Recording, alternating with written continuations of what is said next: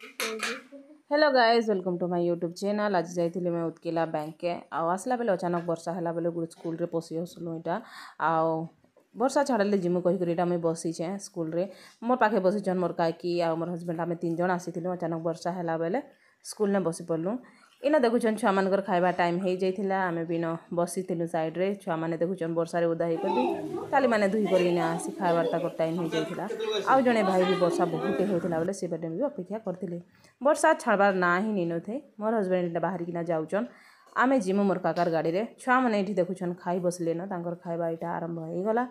आउ आमे अलग जगह के इटा गोटे पले आइलु टिके चाली चाली को टिके वर्षा कमला बेले मोर काका स्कूल गाड़ी आनबे बेले तांकर संगे पलामु करी कहीं वर्षा रे उदा हेले मते टिके जर भी हो जाइसी बोली मैं डरुथिनी। फाइनाली गाड़ी मोर काकांकर आसीगला मुई छुआ मानकर संगे बसी पड़नी एडजस्ट ही नहीं बसीछे मुई आ देखुछन छुआ मानकर संगे मुई इटा बसछे।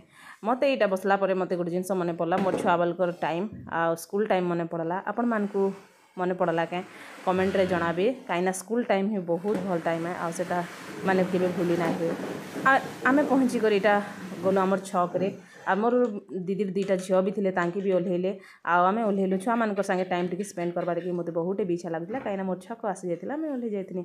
छुआ माने करछन बाय बाय। जदि मोर छोट मिनी ब्लॉग भल लागला बोले